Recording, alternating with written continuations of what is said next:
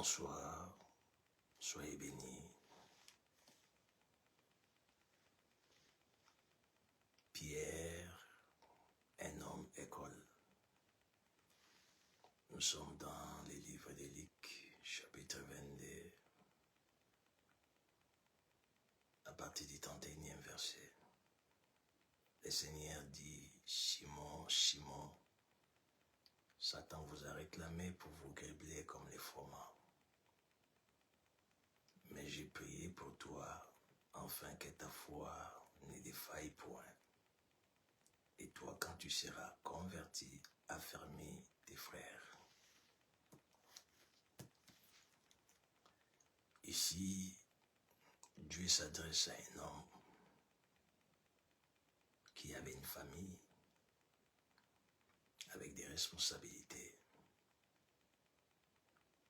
qui était connu dans son quartier, dans son milieu, étant pécheur, mais converti à un disciple. Et ce qu'il dit à Pierre, c'était une information que cet homme ignorait. La personne qui s'adresse à Pierre, ce n'était pas son oncle. C'était le Créateur du ciel et de la terre. Il lui révèle ce qui se cache derrière les rideaux physiques. Je commence pour dire à quelqu'un ce soir, la vie est à 95% spirituelle. L'homme sur cette terre des hommes va expérimenter des réalités, il va expérimenter sa marche sur la terre, mais en fait, 95% de ce qu'il va vivre est lié au spirituel. Et vous qui me suivez, je dis à quelqu'un, votre vie est les reflets de ce qui se passe dans le monde invisible. Une personne qui imagine vivre sur cette terre sans pour autant s'affermir dans les spirituels est un grand ignorant. Et les Écritures disent, mon peuple périt parce qu'il lui manque la connaissance. Périr dont les Écritures parlent, c'est pas seulement la mort physique, c'est aussi la mort des bénédictions, la mort des projets, la mort des ambitions, la mort de tout ce qu'on peut imaginer, vivre ou toucher en termes de bien-être. La connaissance est un pouvoir. Ne pas connaître est une faute très grave. Pourquoi? Parce que vous allez la payer cash, cette faute. Pierre, ignorant qu'il était, il ne savait pas que dans les spirituels, il y avait les plus grands que Dieu avait rejetés sur la terre, celui qui était le plus grand parmi les archanges, qui est devenu un ange déchu, qu'on appelle les diables, et qui fut remplacé par Michael, les réclamait. Et pourquoi Satan devait-il réclamer Pierre? Jésus avait plusieurs disciples, mais pourquoi Pierre devait attirer l'attention du diable? Et j'ai dit à quelqu'un ce soir, on est différents des uns des autres. On peut être en groupe, en famille, je ne sais pas au travail, mais spirituellement, nous ne représentons pas la même chose. Tous les disciples avaient l'appel divin, mais tous les disciples n'étaient pas pareils. Et chacun d'eux avait une particularité, une spécificité, ce qu'il les représentait spirituellement. Qu'est-ce que vous représentez spirituellement? La vie n'est pas faite de ce qu'on a, mais elle est plutôt faite de ce qu'on est. Je réponds, la vie n'est pas faite de ce qu'on peut posséder, mais elle est plutôt faite de ce qu'on est, être. Pierre n'avait pas de richesse pour que Satan les réclame, pour que Satan soit attiré vers lui. Mais Pierre était quelqu'un.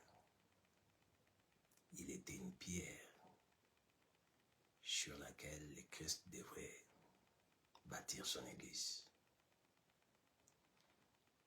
Ce qu'on est va être attaché à la mission qu'on a. Il était une pierre, il avait une mission de bâtir et de paître les troupeaux du Christ. Et le diable était attiré par ce qu'il représentait. Il était attiré par la mission que Pierre portait.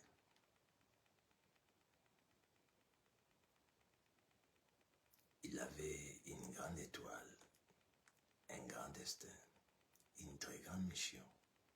C'est pourquoi le diable ne pouvait pas déléguer les démons. Lui-même devait s'en charger. Je dis à quelqu'un, ce que vous vivez aujourd'hui, cela est lié à ce que vous êtes spirituellement. Vous ne pouvez pas être une cible, pour l'enfer si vous ne représentez rien spirituellement. Le fait que vous ressentez l'acharnement du monde spirituel dans votre vie, c'est simple à comprendre que vous valez quelque chose dans le monde spirituel.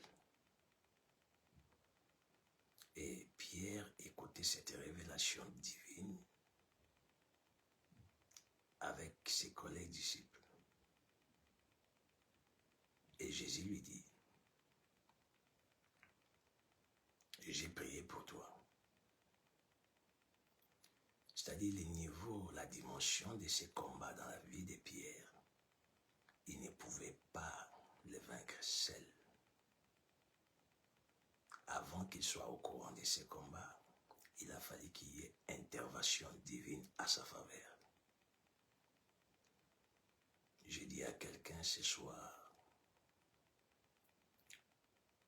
ce que vous rencontrez comme épreuve, ce que vous vivez comme combat, ce que vous expérimentez comme acharnement, vous voyez que les choses sont compliquées dans votre vie. Les choses se voient bloquées. Tout est noir, tout est sombre. Il n'y a pas d'issue de secours. Écoutez-moi, ce n'est pas votre force. Les Écritures disent, ce n'est ni par la force, ni par la puissance, c'est par l'Esprit de l'Éternel. Il faut qu'il y ait intervention divine dans votre vie pour que ces combats soient tranchés à votre faveur. Vous avez besoin de la main de Dieu. Vous avez besoin de son intervention. Vous avez besoin de son secours. Mais comment Pierre pouvait bénéficier de cette intervention divine dans sa vie s'il ne suivait pas Christ? La chose qui a fait à ce que Jésus puisse intervenir dans la vie de Pierre, c'était son dévouement. Il avait quitté sa maison, quitté son travail, il a quitté ce qui représentait ses intérêts pour suivre Christ. Suivre Christ, ce n'est pas le fait seulement de se présenter à l'église. Suivre Christ est défini par le fait d'abandonner. Abandonner ce qui était pour votre chair comme intérêt, pour la jeter dans la poubelle afin de suivre le Seigneur. C'est vrai, vous êtes chrétien, chrétienne. Qu'avez-vous abandonné pour Christ? Vous ne pouvez pas les crier haut et fort si vous n'avez pas des preuves, des éléments, des choses que vous pouvez présenter, pas aux humains, mais les présenter à Dieu. Comme Pierre l'avait fait un jour, en disant, Seigneur, nous avons tout quitté, nous te suivons. Qu'est-ce qu'on aura? Une vie chrétienne sans abandon est une vie chrétienne illusoire, une vie chrétienne de mascarade. On ne suit pas Christ sans abandonner. Et quand on n'abandonne rien, on ne vivra pas l'intervention divine en sa faveur. Pierre avait abandonné les choses. Pierre était à côté de Jésus. Les deux choses qui ont fait à ce que Jésus puisse intervenir dans son combat. Nul n'était cette intervention divine. Pierre allait être broyé comme les froment. Écoutez, vous avez besoin d'abandonner pour Christ. Vous avez besoin d'être à côté du Christ. Être à côté du Christ, c'est être dans sa présence, dans la prière, dans l'adoration, dans les jeûnes, en écoutant sa parole. Ces des choses vous mettront en sécurité. Sans cela, vous êtes en insécurité. Parce que l'enfer vous veut. Les diables vous réclament. Les démons vous cherchent. Vous ne les savez pas, peut-être. Vous remarquez la santé des hanches. Vous remarquez votre santé s'est dégradée. Vous constatez des blocages. Vous constatez des présences bizarres. Vous ressentez les oppressions, vous êtes en insécurité et vous serez assuré, vous serez rassuré, vous serez dans la joie si et seulement si vous avez réellement abandonné des choses pour Christ, la vie des péchés, la vie d'adultère, la vie des critiques, la vie de se faire plaisir. Vous allez être d'accord avec moi que les Écritures disent les désirs de la chair sont contraires à ceux de l'esprit. Que tout ce qui est de la chair soit loin de vous. Que vous soyez en permanence dans la présence de Dieu. Cette intervention divine viendra. Et Jésus ne s'arrête pas là. Il va dire à Pierre, quand tu seras affermi, Jésus dit d'abord, j'ai prié pour toi, afin que tu ne défailles pas dans la foi. C'est-à-dire les combats que Pierre faisait face, si le Seigneur n'intervenait pas, il allait vivre une conséquence spirituelle d'abord. Sa foi allait défaillir. Sa foi allait être touchée. ce que les diables imaginent, ce que les diables pensent, ce que les diables souhaitent, ce que les diables désirent dans votre vie, c'est vous toucher d'abord spirituellement. Touchez votre foi.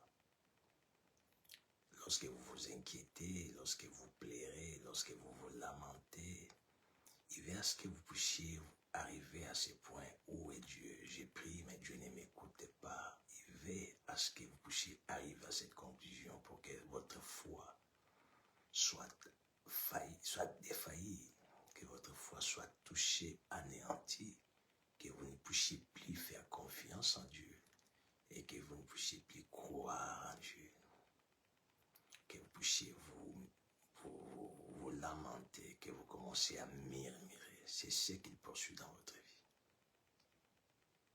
La foi, il veut toucher votre foi, votre croyance. Or, les Écritures disent, sans la foi, personne ne peut lui être agréable.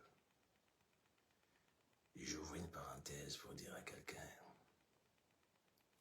ne protégez pas d'abord ce que vous avez comme richesse, comme bien, mais défendez d'abord votre foi, votre croyance, les spirituels. Lorsque vous sécurisez votre foi, lorsque votre foi est sécurisée, votre foi est assurée, votre foi est en forme, tout est possible, tout sera possible. Et je pose une question à quelqu'un, pendant que vous me suivez, quelle est la température de votre foi? A-t-elle déjà été touchée par les diables? Ou il est en déclin parce qu'il avait été déjà touché? Ou elle est en train de lutter votre foi? Quelle est la température présente de votre foi? Jésus dit, j'ai prié pour toi afin que tu ne défailles pas, afin que ta foi ne puisse pas défaillir, ne puisse pas vivre les déclins, ne puisse pas être détruit. Les Écritures disent, cherchez premièrement les royaumes et la justice de Dieu. Souciez-vous d'abord de votre vie spirituelle, avant de penser au bien de la terre. Souciez-vous d'abord de votre spiritualité. Prenez soin de votre foi. Prenez soin de votre spiritualité.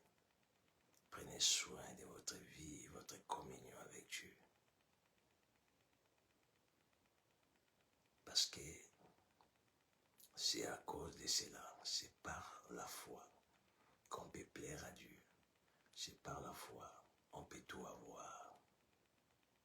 J'ai prié pour quelqu'un ce soir que votre foi ne soit pas touchée, que vous ne puissiez pas vivre un déclin de la foi. Si vous aviez déjà été touché, si elle a déjà été touchée, votre foi, que le Seigneur qui vous a mené à écouter cette vidéo, qu'il vous élève et qu'il guérisse votre foi au nom de Jésus-Christ. J'ai prié pour toi, Pierre. Oh, que le Saint-Esprit se souvienne de vous et qu'il intervienne en votre faveur. Que le Saint-Esprit touche votre âme, qu'il touche votre esprit, qu'il vous relève parce que vous avez été touché par l'enfer. Vous avez été touché par les diables. Les sorciers se réjouissaient déjà à votre sujet. Mais je viens pour interrompre cette fête dans le monde spirituel diabolique. Parce que Christ vient vous élever au nom de Jésus-Christ. Dès à présent, prenez soin de votre foi. Parce que Christ vous veut en forme spirituellement. Ça, d'abord, ça a tellement intéressé Christ. Il a intervenu pour la foi de Pierre. Et la deuxième chose qui m'interpelle dans cette conversation spirituelle, alléluia, la conversation de Jésus et de Pierre, ce n'était pas une conversation naturelle, ordinaire, de tous les jours. C'était une conversation spirituelle, une conversation que les gens qui l'attendaient pouvaient se dire, ça c'est de la folie ou quoi. Votre force, c'est ce qui se passe dans les secrets entre vous et Dieu. Votre joie, votre bonheur commence dans votre intimité avec Dieu. Votre renommée viendra du contact que vous avez avec le Créateur. Préservez cette communion, préservez ces contacts. Et vous avez besoin d'écouter Dieu. Pierre écouta Christ parler. Vous avez besoin d'avoir des oreilles pour écouter Dieu. Dieu, on peut l'écouter en songe, on peut l'écouter en vision, on peut l'écouter par prophétie. Surtout, on l'écoute lorsqu'il nous parle dans sa parole, comme tout de suite là. Vous avez besoin d'écouter Dieu. Il écoutait des révélations sur sa vie. Il y a des choses vous concernant, personne ne peut vous les dire parce qu'ils ne sont pas au courant de ça. Seul Dieu peut vous les révéler. C'est pourquoi les Écritures disent, invoque-moi, je t'annoncerai des choses cachées, des choses que tu ne connais pas. Alléluia. Vous avez besoin de connaître des choses cachées sur vous. Vous avez besoin de connaître des choses cachées sur votre avenir. Vous avez besoin de connaître des choses cachées concernant les royaumes des ténèbres qui vous combattent. Vous avez besoin de connaître des détails. Vous avez besoin de connaître ces choses. Ce n'est pas la vie des péchés qui va vous ouvrir à comprendre, à écouter Dieu. Ce n'est pas la vie des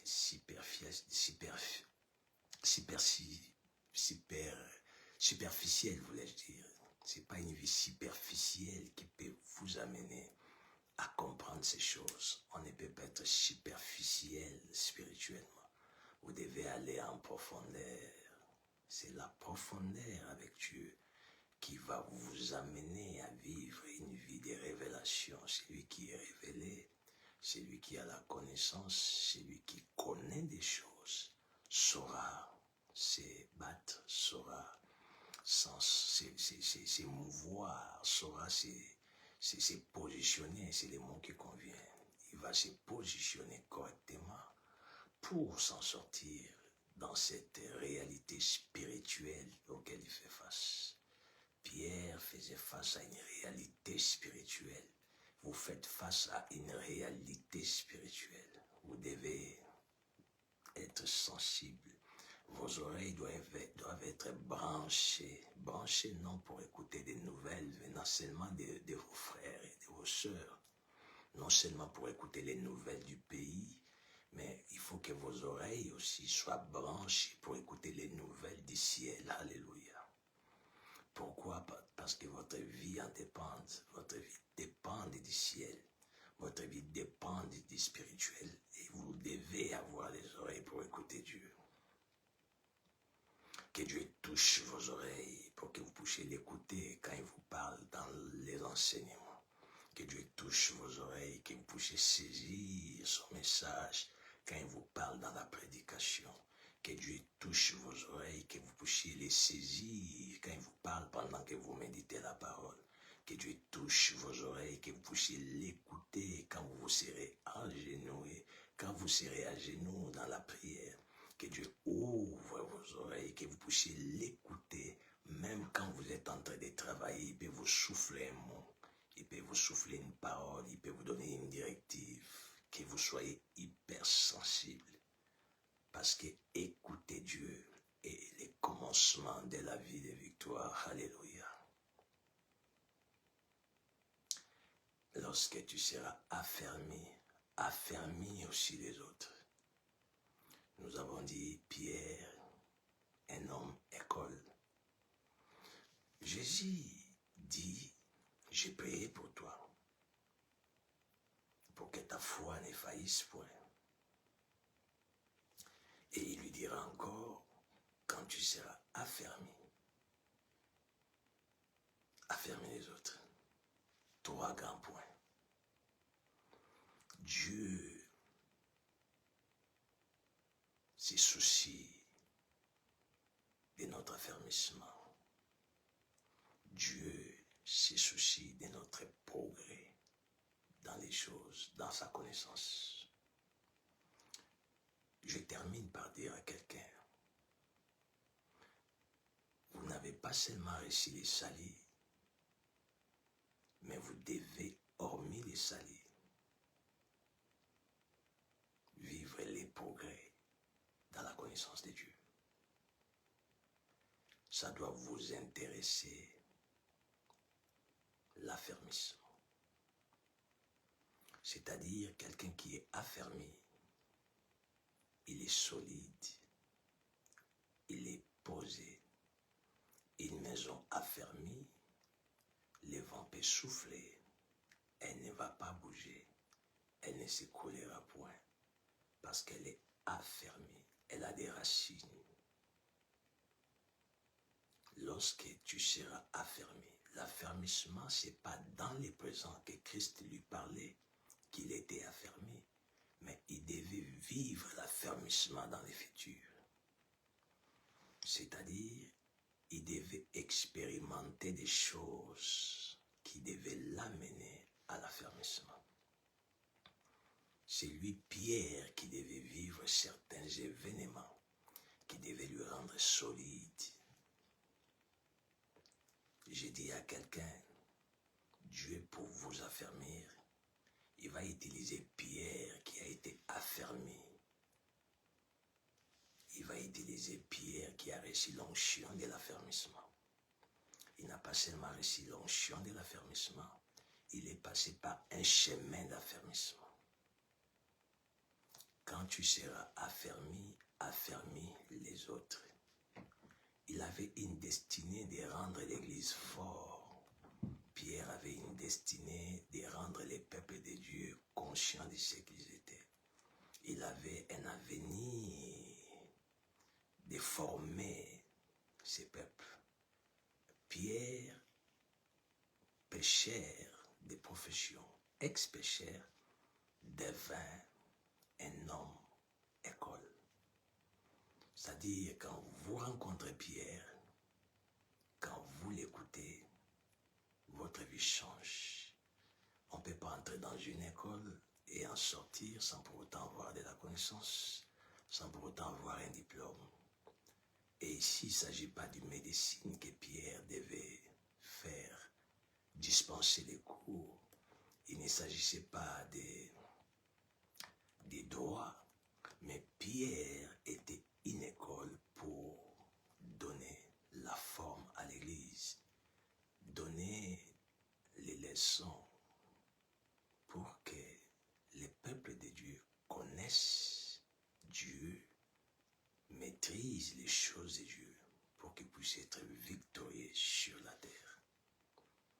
Parce que quand vous n'êtes pas affermi, lorsque vous n'écoutez pas l'homme école Pierre, vous serez sensible, pas sensible, vous serez accessible spirituellement dans les sens contraires.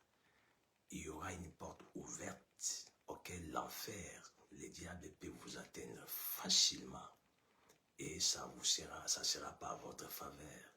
Si vous n'êtes pas affermi, lorsque le vent soufflera, vous allez s'écrouler, votre vie, votre foi s'écoulera.